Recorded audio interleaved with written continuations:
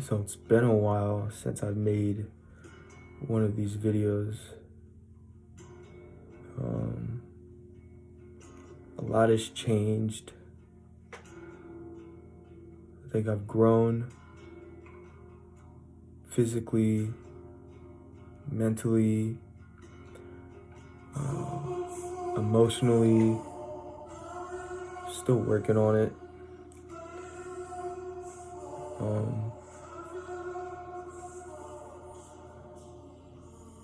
It dawned onto me the other day that the purpose of these videos would be to potentially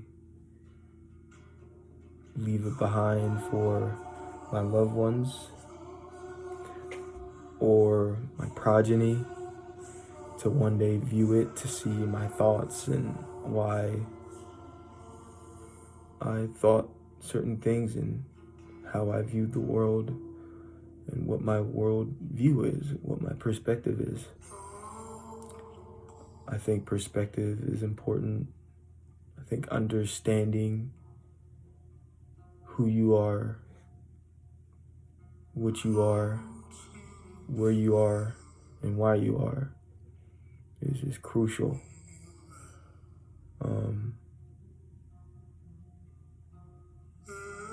Business is going very well.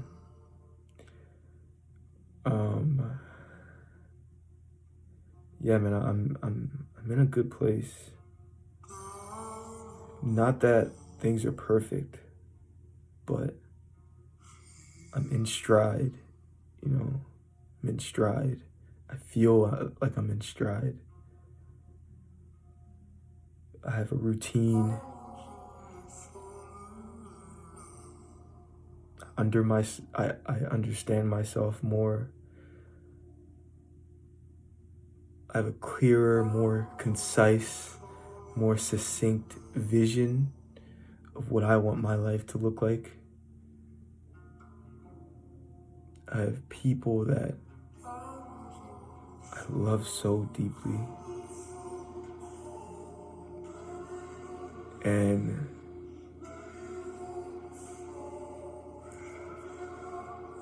life is so fucking beautiful, man.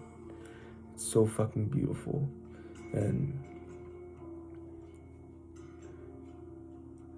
there's so much melancholy in it, right? Because you get to this point where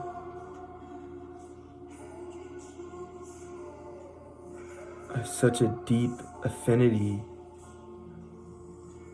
for life, and it feels like I'm growing deeper and deeper in my understanding of life, and the way I'm interacting with life is becoming increasingly more complex, but also harmonious. And the bitter pill to swallow, at least in my perspective, is realizing that one day it's gonna end.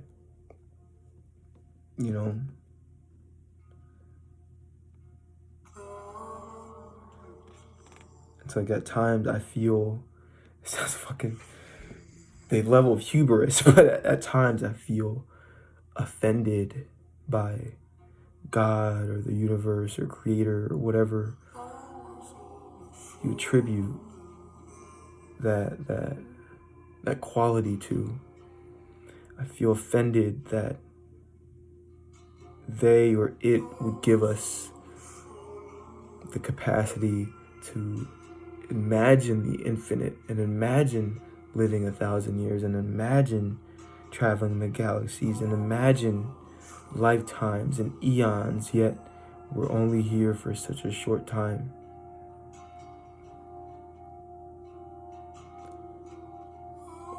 But then I realize maybe that contributes to the sweetness of life. Just maybe. Maybe it's because it ends.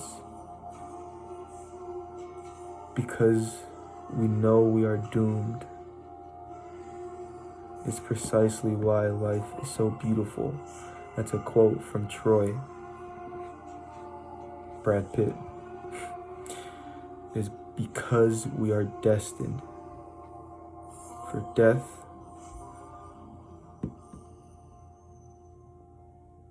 Is because it will all end.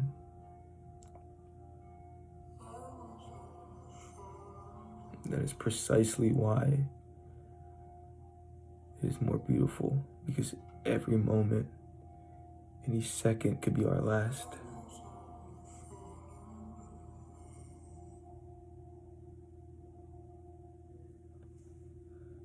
Yeah, man, it's and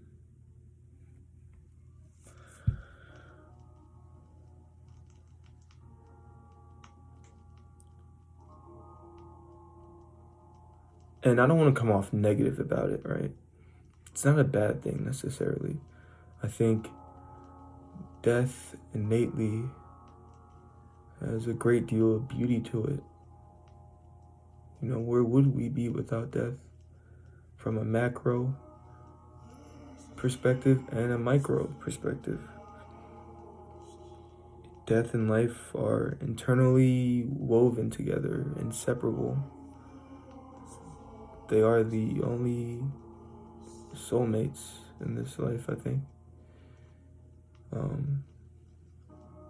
But yeah, man, it brings me a level of sadness sometimes knowing that I'm doing so well, you know, personally, and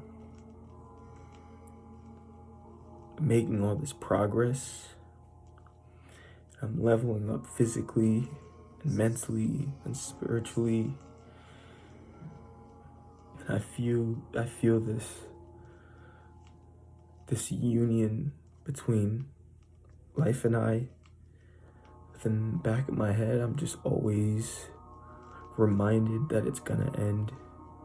And I guess I'm being selfish because I want to hold on to it and just bask in the splendor and the beauty and the magnificence and the joy in every aspect of it, the ups, the downs. Fuck, man, what a fucking ride. What a fucking ride. I'm thankful for all of it, every aspect of it, the good, the bad, the ugly, the benevolent, the malevolent, the maligned, all of it, every single aspect of it is fucking beautiful, man. It's beautiful. It's hard to see that when you're in a slump and when you're going through a negative phase, right? But there's one thing that's consistent. If there's one thing that's concrete, immutable, infallible, non-fungible, is the fact that change will happen. So whether it's a downturn, you feel like shit, try and be present and stay with it, because it won't last for long. Whether you're on top of the world and everyone's giving you your flowers, stay with it and enjoy it, because it won't last for long. You know, so right now I'm enjoying being a normal, somewhat person, right? Because financially, things have shifted, and I'm trying my best to, you know, keep my ego in check, because I understand I'm very fortunate and very blessed, but also give myself that appreciation, because it took a lot of fucking work, a lot of discipline, a lot of focus, a lot of nights up without sleep while working, a lot of effort, a lot of heartache, all the things that come with, you know, having a goal and trying to achieve it. Yeah, man. There was a question that I saw, seemed pretty thought-provoking. I think what I'll do is I'll try and be more consistent with these videos, create like an archive. I would love to have like 400, 500 of these videos of just my thoughts of the day, just a reflection, especially me being 27 now, having kids. Imagine me being 50, my kid's 25, or if I'm 60 and they're in their 20s, they're like, hey, how do I do this? How do I do that? How do I navigate? I can say, listen, just reflect back to this video, these were my thoughts. These are my feelings, my inclinations, my habits when I was at your age. So this one question: where do you find inspiration?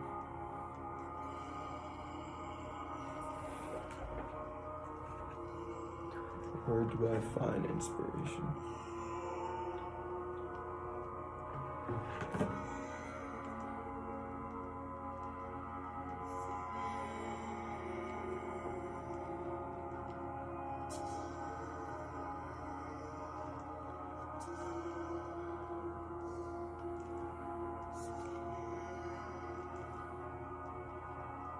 It seems to me that one source of inspiration, I have many sources of inspiration. They could be people that are in a position that I would love to be in, people that have done great things, people that have extreme confidence and self-belief, people that have great wealth, people that articulate exceptionally well, people that are loving, are charismatic. One of the main sources of inspiration is people. I love being in the gym and watching a motherfucker in the corner just go all out, just go hard, right? Has his music in, she has her music in, whatever the case may be. They're not talking to anyone. They're not fucking dilly-dally. They're not wasting time. There's no 2, 3, 4, 5 minute rest break in between. They're hitting their sets. You see them going there and there and there, and they're getting after it. And I feed off that, man. I really do. I love seeing people just knowing what they're worth, going after it, regardless of what life throws at them. Regardless. Knowing what you're worth and just go after it. Because if you don't believe it, who will? Another source of inspiration is in the mornings. I wake up before the sun comes up and I'll go for a walk. And I'll usually listen to some affirmations or an audiobook. And man, just being able to do that, as simple as it seems, is such a blessing. And when I look at the sun coming up, I see the sunrise, I see the birds, the wind, and it just seems like there's no one but me on the planet, and it feels like I'm in communion with God, with the universe, with creation. It's almost like I'm watching Bob Ross paint the sky slowly as time elapses. And yeah, man, it sets the tone. It creates a momentum for the day that's completely exquisite. There's an underlying tone of gratitude and appreciation that transcends my entire day. It permeates my entire day.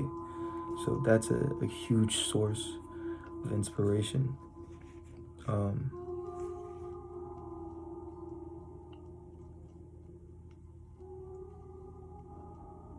Another source of inspiration is just myself, I think. just going through life from where I've started to where I am now, I think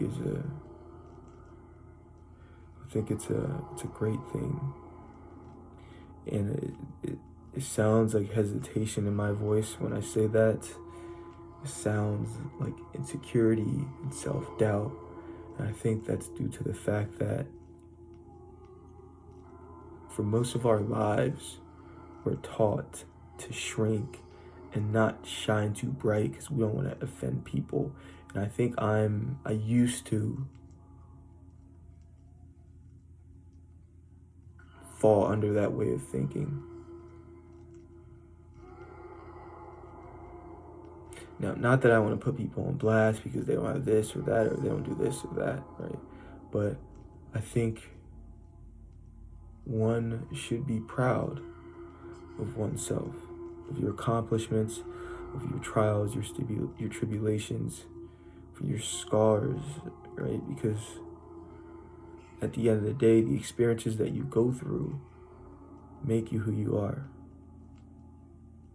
So I get a level of inspiration from my tenacity, my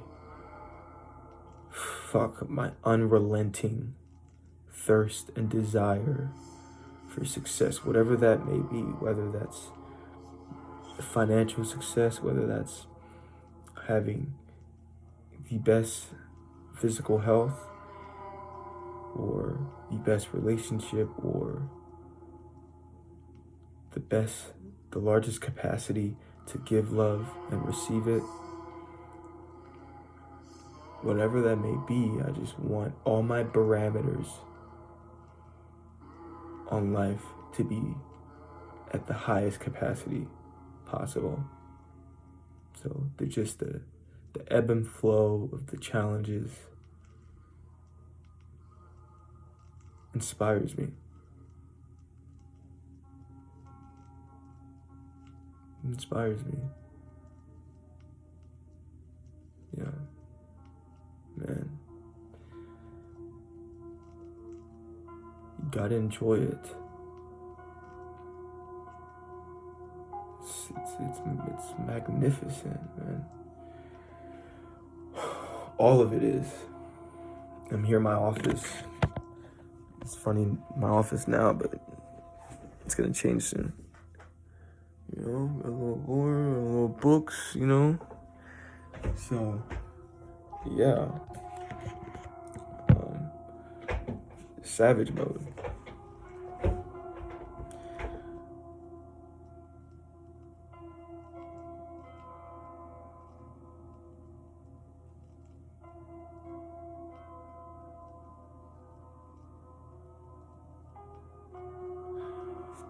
The only thing that truly matters in this world is how you interpret things and how you feel about things.